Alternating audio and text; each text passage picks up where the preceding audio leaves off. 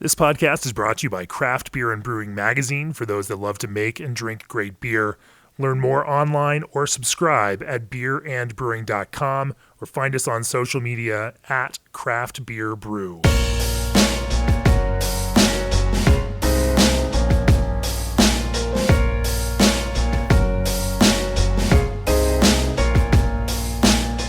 Welcome to the Craft Beer and Brewing Podcast. I'm your host, co-founder, and editorial director of Craft Beer and Brewing Magazine, Jamie Bogner. My guest on the podcast today is brewmaster for Allagash Brewing in Portland, Maine, Jason Perkins. Welcome to the podcast, Jason. Thanks for having me. Cool. We're up here in Maine, enjoying a nice morning at the Brewers Retreat at our annual shindig with some awesome folks. And Jason will be brewing later today with a small group of folks on a homebrew system, and should be kind of fun. Totally. Looking forward to it. And but before we start the conversation, as the brewing industry's premier choice for glycol chilling, G&D Chillers has set the standard on quality, service, reliability, and dedication to their customers' craft. For 25 years, G&D has led the way on innovative solutions that match their brewing customers' immediate and future needs. G&D backs every project they touch and provides service second to none. Contact G&D Chillers today for your chiller sizing needs at 1-800-555-0973 or reach out online at gdchillers.com. Also, SS Brewtech founders started with a very clear goal to advance brewing equipment design, performance, and quality to the very highest standards in the industry. The SS Brewtech team draws upon strong functional backgrounds in brewing science, mechanical engineering, industrial design, supply chain, and manufacturing. SS Brewtech has the people and skill sets you want and expect from your supplier of pro brewing equipment. Head over to ssbrewtech.com for more information on their brew houses and brewing gear. In fact, we're using some SS Brewtech equipment when we brew out here at the Brewers Retreat. And nice. It's super nice having them clean out those fermenters and have them all prepped. And they've got a little line of them with the glycol chiller all set up in our brewing room up today. Awesome. Yeah, cool. Yeah. So, Jason, let's talk about some of the stuff that Allagash is known for, and which is primarily brewing beers in a Belgian tradition with your flagship beer, Allagash White. Tell me a little bit about the genesis of White. It's one of those beers that year over year, brewer after brewer talks about how influential that beer was on their own beer development and how it helped them think about beer in a different way. Tell me about how you all think about Allagash White and how you all describe, the goal that you were going for in designing and building that beer. Sure. Yeah. Happy to. I mean, so we started in 1995, and Rob Todd started the company by himself, and that was the first beer that he made, and it's still to this day our flagship beer. And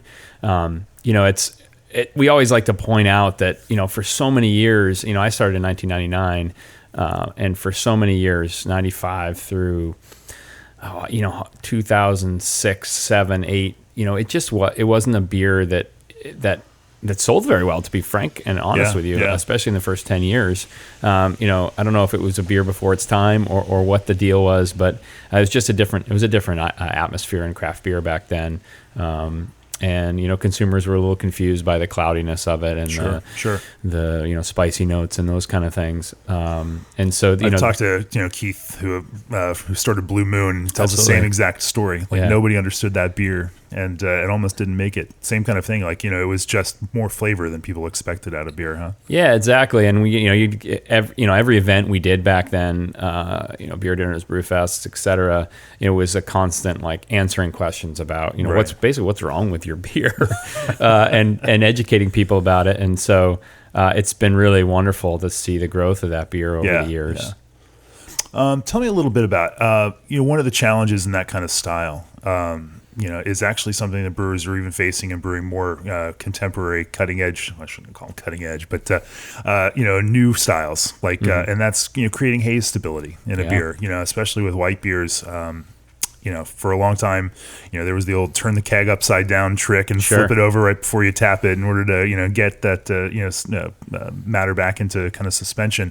Over the years, what have you all, how have you all managed that and worked to build a more haze stable beer that's not a New England style IPA? Yeah, it's a great question. And, I'll do my best to not go too far down the haze rabbit hole here. But, that's all right. But I mean, I think, when it's interesting that this subject can apply across styles like that. It really is. And I think especially it's a bit easy to chuckle now that, when 15 years ago, people didn't want to drink our beer because it was hazy and too hazy. And, just look at where we are now. It's kind of comical, right? Sure. But, really to make a beer clear is actually pretty easy. I mean, it takes some brewing skill and it takes some equipment, of course. To make a beer hazy is also pretty easy. To make it stable haze is the hard one. Sure. Stable, controlled, consistent. So we're firm believers and have been for a long time to have. It's not just hazy. Hazy. Our beer has a specific specification that we can read with the equipment we have. So it's a consistent, analytical number really for haze stability. And we keep that within a very strict spec. We have lots of equipment at the brewery to monitor it and keep it in spec. So it's not just hazy, it's consistent haze. It's a specific number and so on.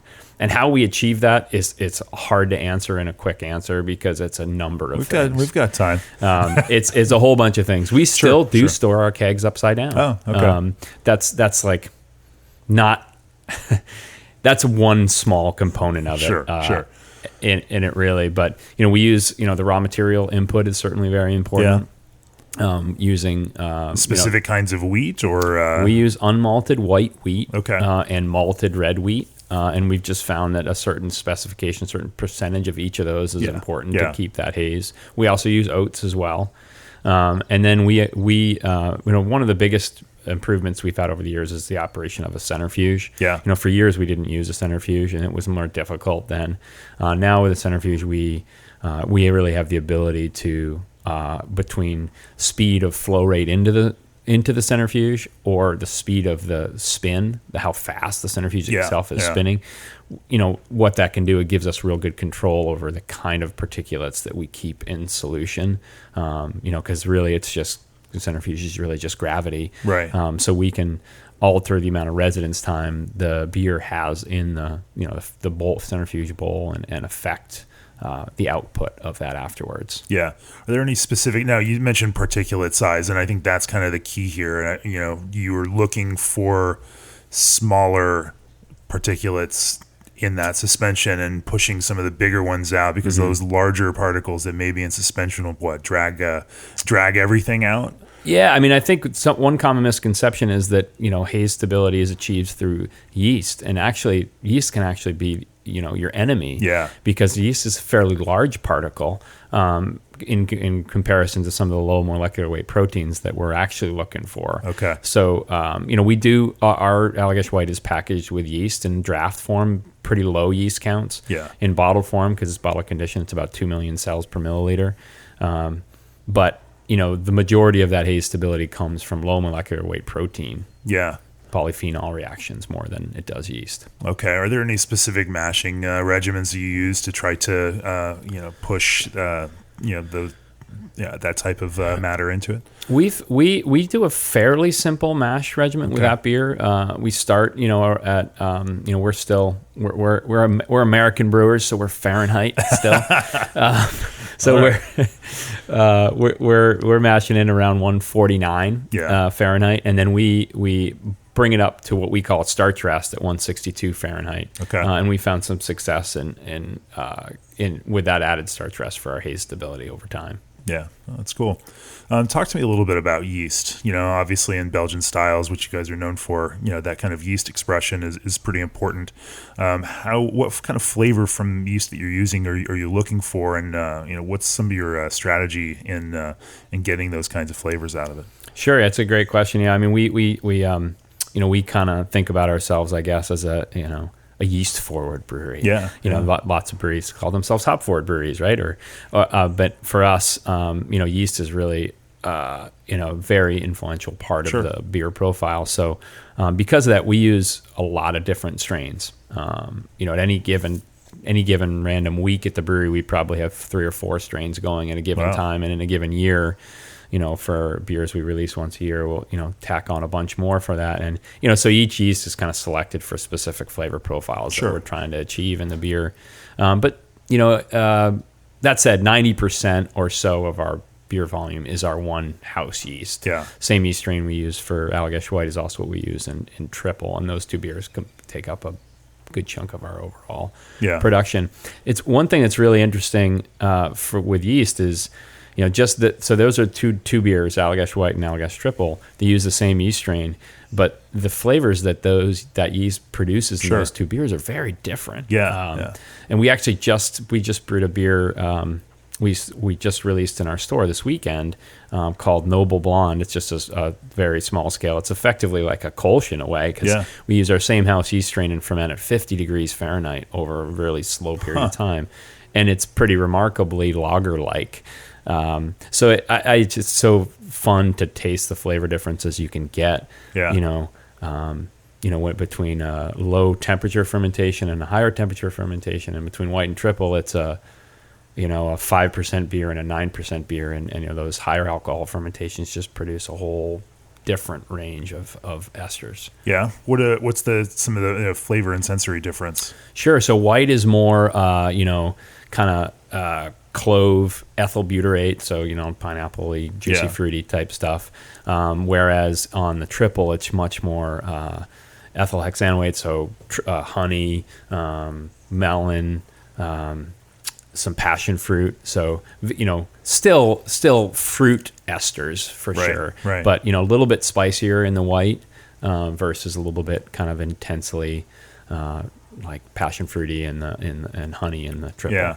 Now, is that all a function of yeast stress from the alcohol environment? Yeah, I'm sure it is. The temperature of the fermentation temperature of those two beers are pretty similar. Okay. We allow the triple to rise a little bit more in temperature towards the end of fermentation to really kind of let it finish strong. But yeah, I think it's just, sometimes stress isn't good for humans, but sometimes it's nice for yeast. Sure.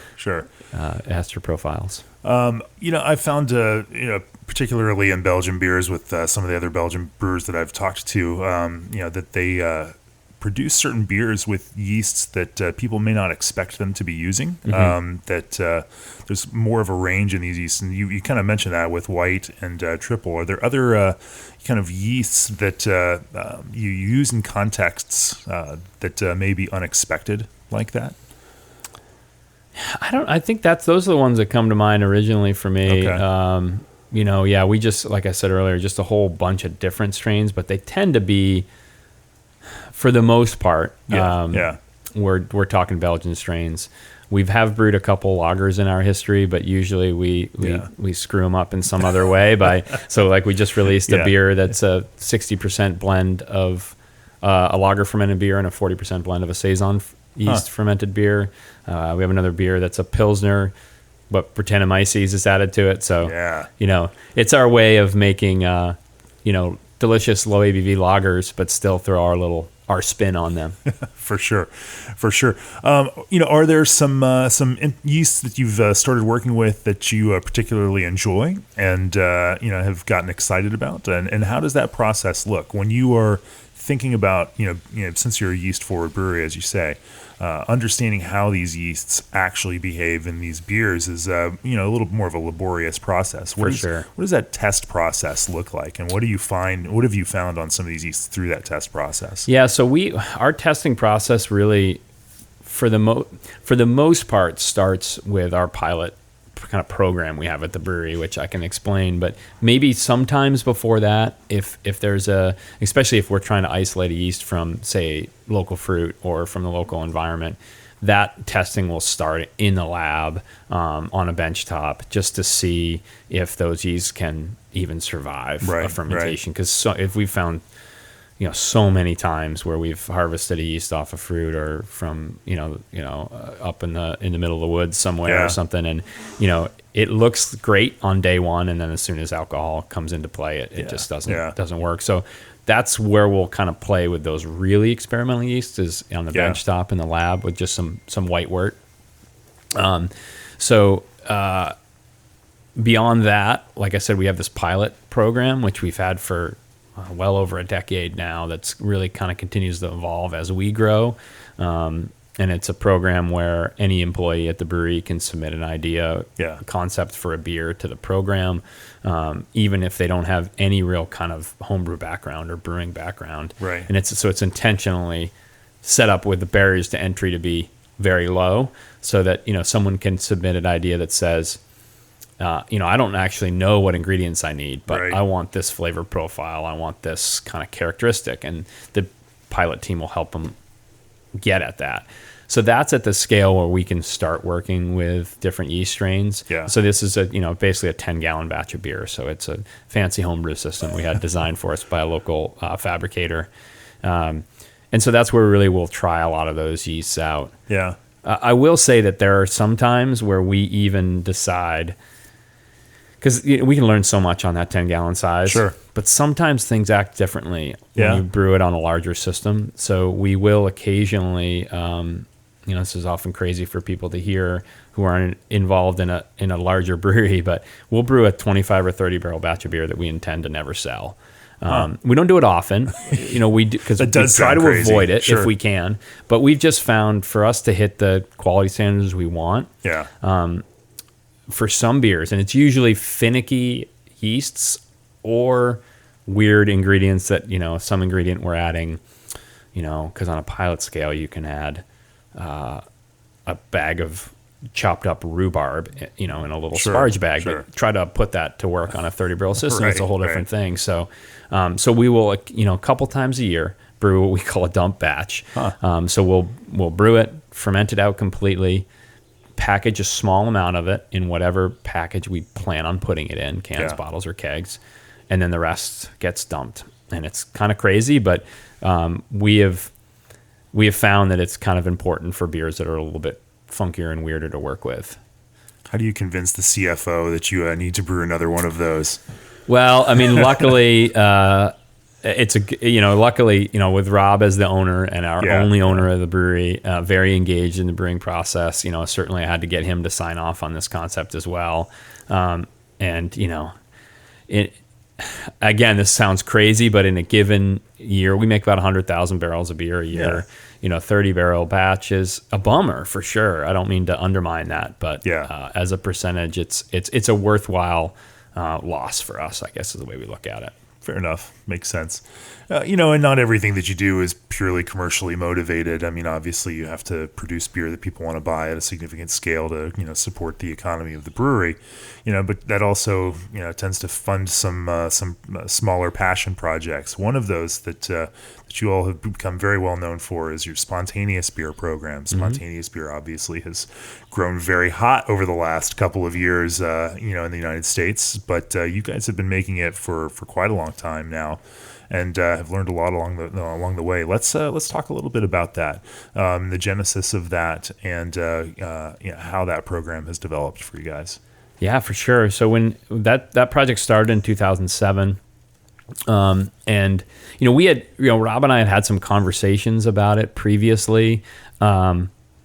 If I'm being honest, I kind of thought they were just pipe dream joking conversations. But, as a brewery that started in 1995 and Belgian-style focused, and, doing even at that time fairly innovative things with new beers and barrel aging projects and so on, in some ways, doing spontaneous fermentation felt like a next logical step. Right. Because it's such a especially used to be, distinctly Belgian thing. Yeah. But honestly, to do that, we really felt like you needed to build a building, you needed to build a coolship. It's not like you could stick a bucket of wort in the parking lot and right. have that be your test batch. You really need the environment. So I honestly didn't think we'd do it. I mean, we were a much smaller brewery then. Our budgets were small, et cetera. You guys drop the F-bomb on this podcast? Go for it. Okay. So everyone listening to this should be 21 and up. I mean, obviously. So just to drive the point home, the way I remember it is Rob came in one day and said, "Fuck it, let's put in a coolship," and that's my distinct memory of around August of 2007. Yeah. He'll tell the story that in his mind, he really started formulating this idea when he did this trip with a group of American brewers: Sam Canagione, Tommy Arthur, Adam Avery, Vinny Ciloso, all went around Belgium. Yep. And I think that was in either 06 or 07.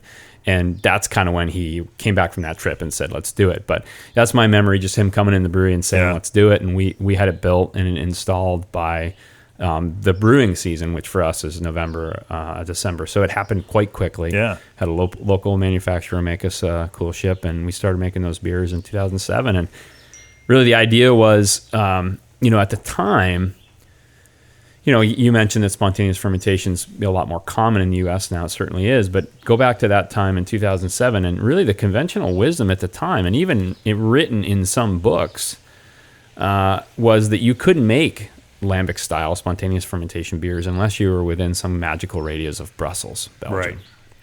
And, talking to some of the brewers of lambic beer, they didn't necessarily themselves believe that, but that was kind of the conventional wisdom. So that was we started the project in 2007 very much as an experiment. Can we make... You built a whole building and a Coolship with a dream and a prayer that you could actually make this work. Yeah. And of course we don't call it lambic, but it's very much modeled after that, that historical style. And then, it was really at least a year before we had any traditional kind of lambic recipe, or... Yeah, really follow pretty closely every brewery over there does it a little differently, but it's about 40% unmalted wheat, 60% Pilsner, aged hops, the turbid mash, long boil, fermented and aged exclusively in oak barrels for 2 to 3 years. So very much following that kind of tradition there. Yeah. The art and beauty of spontaneous beer, lambic-inspired beer, is generally in the blend. Mm-hmm. Talk to me a little bit about that process. What you've learned from batches brewed at different times of the year, what kind of range or variability the environment and the conditions may have on some of these.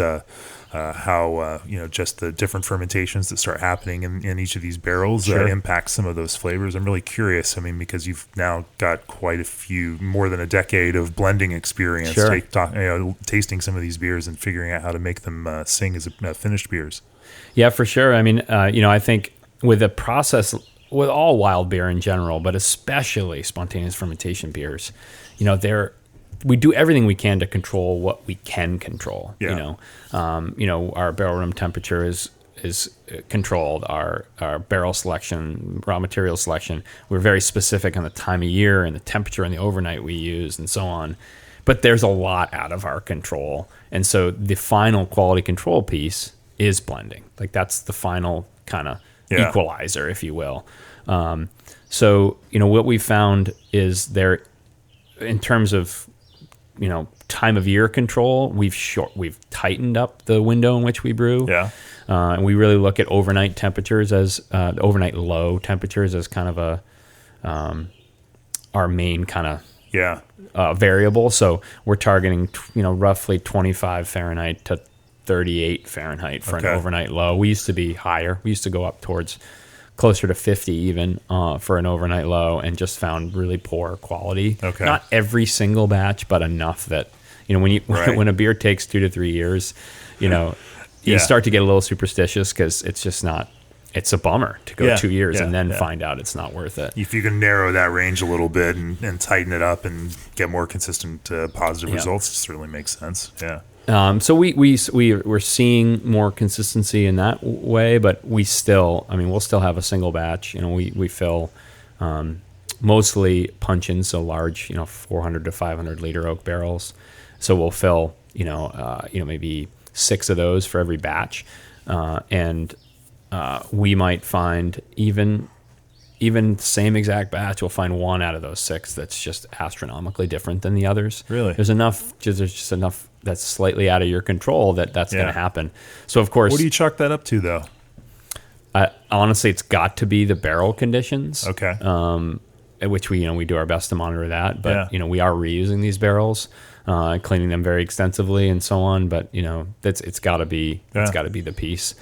Have you guys gone in and had the lab look at what those microbial colonies look like in the good ones versus the weird ones, and found some what's doing that? Or we've certainly done some work on that. We actually luckily had some work done for us by a UC Davis grad student about 10 years ago now, that did some pretty cutting edge work on it that really showed that our kind of microbial progression was very similar to some studies that were done on Cantillon beer, which is kind of interesting. There were some differences, but there was lots of similarities. It's challenging work to do because it's such a cocktail of microorganisms in there. Sure. So it's hard to really get your head around what's causing what particular flavor profile. Yeah. But the off flavors we often see, there are basically three major ones we see. We see ethyl acetate, so real solventy, kind of bordering on smelling like nail polish in the extreme case. Sulfur compounds, usually like a hydrogen sulfide type thing. That doesn't worry me as much because that tends to dissipate with time. And then finally acetic acid. Those are like the big three in terms of off flavors that we see. Then those are all kind of not necessarily usable for the most part. The other nuances are around kind of astringency, balance, acidity level, that kind of thing are the other kind of factors that come in. Yeah. Let's talk a little bit more about that in a sec. But first, great beers are made from select ingredients with BSG. You'll bring the world to your brew house with an unparalleled and diverse selection of ingredients from across the globe to just down the road. Their dedicated customer service team and industry experience provide you with the assistance you need every step of the way. Let BSG be your supplier of choice for products essential to making great artisanal beverages so you can stay focused on your craft. For more information, visit them at bsgcraftbrewing.com or call 1-800-374-2739. Also, this episode is brought to you by craftbeer.com, whose mission is to tell the stories behind America's small and independent breweries and the cities and businesses that support them. So I'm curious a little bit about this process. As you taste these barrels down the road as they age, how do you make decisions then about, say, what goes into a beer that you may add fruit to, what goes into your Coolship Resurgam, straight unfruited blends? Do you pull from multiple years in that blending process? Do you keep it more brewing year focused? What's some of that blending strategy look like for you? Yeah, it's complicated. It takes several months each year over time to kind of get ready for that. The one thing that does make it a little easier is we do it all at the same time frame. So when I say time frame, summertime into early fall. So we really are only doing one batch of Resurgam. So you're brewing in the winter and then you're working on these in the summertime. It's worked to be a nice cadence where we're emptying barrels and late July through September, and then brewing into October and November. So we've kind of moved to one Resurgam packaging a year, and then fruit we're using only exclusively local Maine freshly picked fruit. So that of course limits us to basically July and August. Sure, so that makes it a little simpler because it's like there's a time of year where we're selecting these barrels, there is a little bit of a scaffold that we've set around it. Typically, fruit beers are usually 2-year barrels. Okay. And so really, realistically, that's not really 2 years. It might be, we're brewing in the fall and selecting in the summer, so almost 2 years. Yeah. We've just found that that's a point where the acidity is where we want it to be. Maybe it's not. The difference between 2 and 3 those differences are more nuanced, more rounded flavors, more gentle flavors. So the 3-year ends up getting used a lot in Resurgam, and 2-year for the most part is pulled for fruit. And then the Resurgam these like the rough guidelines I start with is 50% 3-year, 25% 2-year, and 25% 1 year. Yeah. And we don't stick to that exclusively, but that gives a scaffold to start with. Sure. For selecting the 1 year barrels, it's probably the simplest because I'm just looking for a clean, free of off flavors, young beer. Yeah. And that 25% is really only there for healthy yeast and a little bit of fermentable sugar. Yeah. Because we bottle condition everything, and Resurgam is the only beer that we do not add a secondary yeast to at packaging. So we really want to maintain that as 100% spontaneous beer. So we need that young beer for healthy yeast, otherwise it won't ferment. Yeah. And then the 2 year is there. The acidity is mostly developed, and then the 3 year is really what makes the Resurgam beer so kind of well rounded in the end. Yeah. Are there specific odd barrels that have popped up that you've enjoyed the flavor and done special things with them, or? Yeah, a little bit. Honestly, not a lot, just because just having enough stock to do the projects we have currently. Yeah. But we've done a few. Like we had a beer we released once called Coolship Single Barrel 1. I think we thought we'd have Single Barrel 2 and 3, and we haven't. But not yet. We did Coolship Claremont, which is in bourbon barrels, which was pretty distinctive, as you can imagine. Because typically we're using neutral French wine, French oak barrels. So it's something I'd like to do a little bit more of now that we have a little bit more stock. Yeah. We certainly did a Friendship blend, which is the beer we did with Cantillon and Russian River. Yeah. We selected some barrels for that. Right. And I hope I don't get in trouble for this, but we are doing that again. That's what I've heard. Okay, you've heard, so maybe I won't get in trouble for it. I mean, it's probably not public knowledge yet, but Vinny's been talking about that. Yeah. So we're super excited. We've been talking with Jean about doing it again, and we were just over in Belgium about a month ago, and he finally said, if we're going to do it, we got to do it. And so it'll be next year's contestants on May 1st in 2020 was when the event will take place in Belgium. It's for those folks that don't know that, Wild Friendship Blend is a 3-way blend between Russian River, Allagash, and Cantillon. And you produce a beer at each one of those 3 locations and release it, in a 3-year, we haven't sorted all the details out this time, but last time we sent both Russian River and Allagash sent beer over there for the blend for the event. And the beer is only available at the event. It's a pretty small blend. And then Jean returns the favor and sends us some beer, and we blend it stateside to do a second kind of U.S. version of it. Right. Sounds kind obviously of fun. Very fun project. Yeah, sure. Let's talk about how you add fruit to those lambic-inspired spontaneous beers. How do you select fruit, think about fruit, and then what does that process look like for getting good results out of that fruit? Are you fruiting in barrel using steel tanks? Does it change depending on which fruit you're using? How over the years of you doing it, what has given you the best results? Yeah, we've done it lots and lots of different ways over the years, but what we've really moved towards is almost all of our fruiting occurs in stainless steel tanks. Okay, kind of. And this is for spontaneous Coolship beers, but also we do a bunch of other wild beers that we're fruiting as well. So we're typically in most cases, they're adding the fruit kind of when the beer is kind of done, if you will. So, obviously fermented, but also the acidity level is kind of where we're pretty happy with it. And then the fruiting is in stainless for kind of as short as we can get away with. Now, that's still 2 or 3 months because we want the fermentation to occur. We want full extraction of the flavor. But we've found that keeping it on the fruit too long can have some adverse effects over time. So we've been really moving towards shorter and shorter times, but we're still talking only 2 or 3 months. But we have are there temperature variances, or is there a process of recirc, or what does that look like?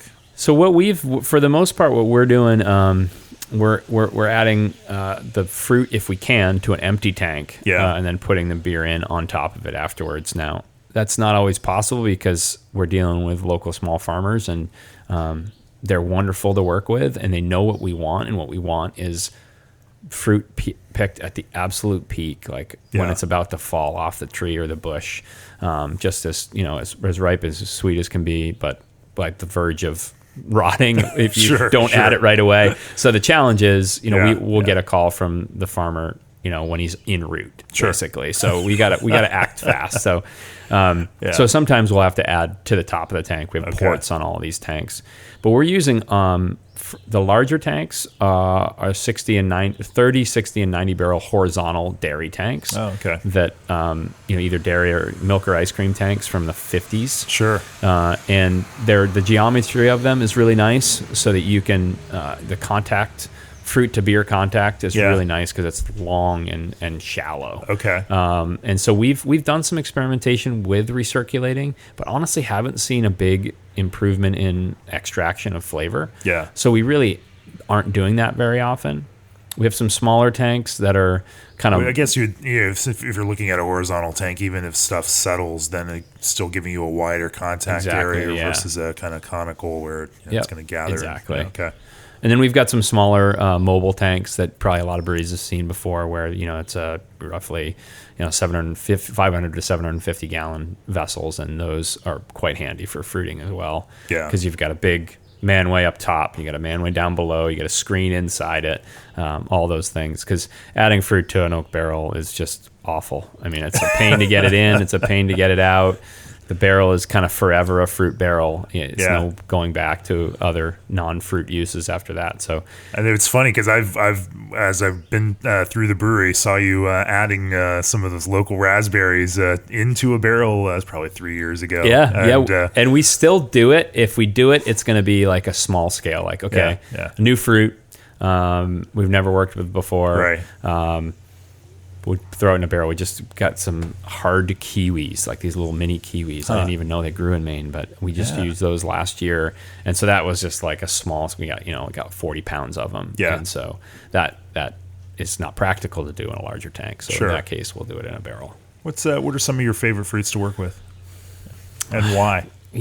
Classic fruits for me. I mean, tart cherries are just one of my favorites. We have two varieties we work with that are both grown in Maine, Montmorency and Balaton. They're both produce really interesting, very different characteristics. I actually like the blend of both of them if we can. Use both in the beer, because the Montmorency is very kind of cinnamon allspice, whereas the Balaton's much more like classic pie cherry kind of aroma. And the blend of them is just really nice. So cherries would have to be kind of one of my favorites. We've had a lot of fun with peaches as well, doing a series of beers with peaches. Because we're using almost exclusively Maine fruits, we don't get that exotic really. Because Maine doesn't, with hard winters, we don't even something like a blackberry. We have to go outside of the state to get those because they don't overwinter here. So we don't get any real funky fruits because it's not like a hard set rule that we'll never use fruit from Maine, other than Maine. But for the most part, we're using Maine fruit. There's wonderful stuff here, so we use it if we can. Let's talk about another thing that you are known for now, and that's Brett beers. Not necessarily spontaneous and those heavily acidic beers, but beers that you've been playing with Brett. I think last year at the Great American Beer Festival, I stopped by and you poured me a little bit of your Pilsner with Brett. It was one of my favorite beers at the festival. Just so light and such a delicate Brett flavor. And that's complemented that so pale beer, but just with that just nice little hint of Brett. It wasn't overpowering. It wasn't any of the horse blanket or typical kind of cliche descriptors that come from Brett. How do you envision these kinds of beers, and what have you found in working with Brettanomyces that has kind of informed some of the ways that you're pushing and using it in ways that haven't been used in a large scale by breweries before? Yeah, I mean, we love working with Brettanomyces. I mean, I guess I should say we love it and we hate it. I mean, it's a pain. It definitely has a lot of challenges to it, with the way it can be slow, the way it can ferment things that you're not expecting it to, and so on. But the flavor profile is you're not going to achieve that from even some of the most intensely ester yeasts that are out there. So we kind of used it in a lot of different ways. I mean, it's obviously in our spontaneous fermentation beers. But, with 100% Brett ferments, we've done some great work. We've done some mixed fermentations with it. And then the Pilsner with Brettanomyces, which actually we're brewing that beer again this year, but it's under a different name because that was kind of a trial thing. So that's going to be called True Penny Pilsner, but same basic idea. In that case, we're actually doing 2 different ferments. So a lager fermentation and a Brett fermentation of the same wort stream, and then blending them together post-fermentation, which obviously, as you can imagine, has a number of challenges to it. Yeah. But what we like about it is it lets us kind of, lager yeast can be slow and Brett yeast can be slow, but if by co-fermenting them, we found that you really get almost an overabundance of Brett character. You get a Brett beer that maybe has a base of a Pilsner. It outcompetes what we really want is a Pilsner that's got some notes of Brettanomyces. So, so that's been a fun project for us where we're, and what we hope with that beer is that if you're a Brettanomyces lover, you love it because you can get those characteristics. But if you're not necessarily, which, there's plenty of consumers out there who don't even, you put Brett on the name, they don't know what the heck that means. Right. So for those Nor people, should they have to know. No. I mean, we can geek out on that kind of thing, but if you enjoy for those people, it's still, people can, meet that beer war they're at and still enjoy it. Right. Let's talk a little bit about that dual stream thing. How does that, Brett, of course, is notorious for being able to eat through anything. How do you manage that in a way that doesn't create unexpected developments later on in the process? Yeah, we tried it a number of different ways, but what we've kind of settled on with this particular beer is after the fermentation, the Brett fermentation, we are centrifuging the Brettanomyces out and following that centrifuge with a filtration, which we don't filter very much at the brewery. But so it's a cartridge filtration, so it's not sterile filtration, but it's effectively, in terms of removing Brett, it's able to remove all the cells. Just the Brettanomyces portion gets filtered out. So, and then of course we have to very closely monitor that filtration and afterwards to make sure it was effective, right? Because it doesn't take more than a couple of cells of Brettanomyces to cause some problems, right? The beer is already pretty dry as it is, so that helps. But that's, the filtration is a big part of that. Yeah. Are there specific Brett strains, that you choose and select or develop, or are you using your own in order to accomplish the kind of flavors you're looking for? And how do you think about those different Brett strains as you're envisioning using them in specific beers? Yeah, we use a number of different Brett strains. The majority of our Brett fermentations are with what we call our house Brett, or also referred to around the brewery as Brett Michaels. That was its nickname from the very beginning. So that is a yeast we found kind of like other breweries have as well, like kind of by accident in a beer way back in like 2003. And we isolated it. Well, actually at the time we had a yeast supplier isolate it for us because we just didn't have the capabilities at the time. And have it banked with them. We now bank it ourselves at the brewery, but we use that strain in a lot of our beers just because it's personal to us. We really like the character, very tropical, in more pineapple driven than kind of classic horse blanket. Yeah. But we use a lot of other strains as well, commercially available strains. The one thing that we found is a strain by the same name from one place to another it's like just a totally different thing. So so we've now got a bank of a couple different strains at the brewery that may have originated in other places that we were able to use pretty effectively. But interesting. So don't trust the Brett brand name. That's been our experience. Okay. Yeah. Talk to me about some of the varieties of and how you envision the flavors in those and what they produce. I mean, you mentioned pineapple in yours. What are some of the other varieties and some of the flavors that those produce for you? Sure. Yeah. I mean, we're typically looking for. I'm not saying we're trying to avoid the really intense kind of funky stuff. We're typically looking for more of that tropical fruit character. So, something like a Brett C, I guess, would be another one that would be one that we'd like to work with. But again, like, I almost have to go to a specific supplier name to tell you which ones we really like, just because, Brett C at one place is very different than Brett C at another place. Yeah. What do you, are you, building malts in specific ways in order to feed Brett, or what kind of temperatures do you use? What do you use to kind of turn the knobs on Brett to get some of these different results? We don't do any other than with a spontaneous fermentation beer, Yeah. which is of course a complex multi-step program. Mostly designed to provide long-term food for Brettanomyces specifically. So in that case, the mash is looking to pull all sorts of complex sugars and starches and so on. Other than that, we're doing pretty traditional mashing for the rest of those beers. Yeah. But ingredient selection, certainly, we often will use some type of raw wheat, raw rye, etc. In a Brettanomyces beer. Yeah. One for food for the long, some starches there available for the long term, but also it helps to provide some body to what ends up being a very, very dry beer in the end. Right. Yeah. Temperature? How does that impact your Brett fermentations? Yeah, very strain dependent, of course, but our house, Brett, we tend to ferment pretty warm, 70 to 80 Fahrenheit. And,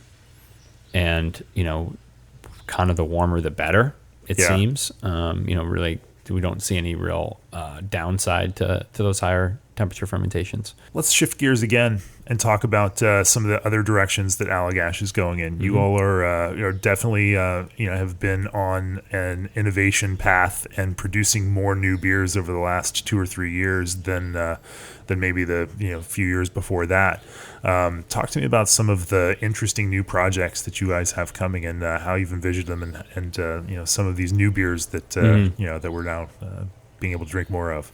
Yeah, it's we certainly have stepped up, increased our number of new beers in a given year, and that's a couple things. One, it's what the consumer wants, right? So it's a great time for us as creative brewers to be able to create new stuff because that's what really the consumer wants. We also have brand lifetime is starting to shrink a little bit, which I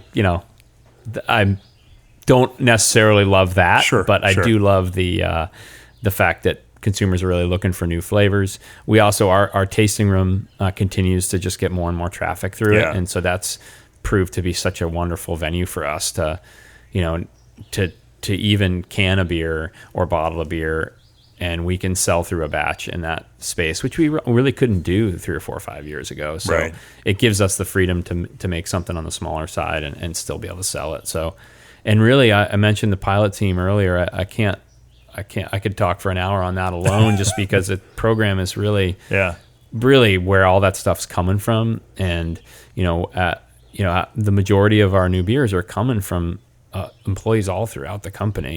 Who, how does that look like? They have an idea, and even if they're not brewers, they have an idea for flavor and what that profile might look like. And they, where's it go from there? Yeah. So we have a team, we call the pilot team, which is made up of, that team is mostly made up of experienced, either brewers currently for us, or say we got an individual from our logistics team who's part of it, but he's a home brewer.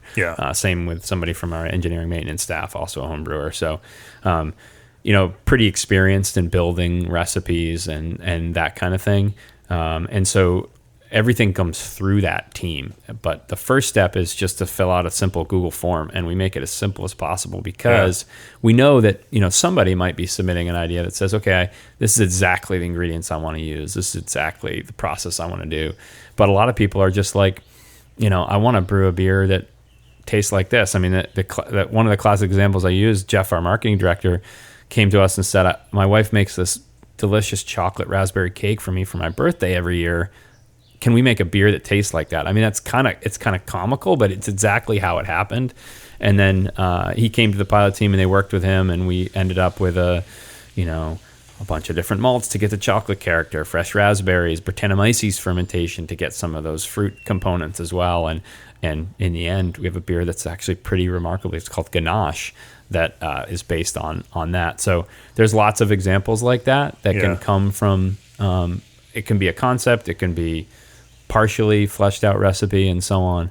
And it really lets us, it's a wonderful thing for employees. They love it, of course, especially if their day-to-day isn't brewing beer, and all of a sudden they can spend a day making a beer, tracking fermentation, etc. And just that learning experience that they have.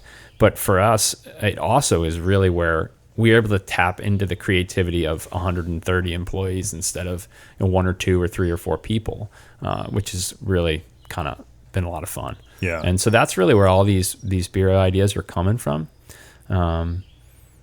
Obviously they all need to be kind of nurtured and massaged their way to get to where we want them to be. And, out of 70-ish of those pilot batches we're doing a year, we might size up to our 30 barrel brew house or larger, maybe 10, 12, something like that a year.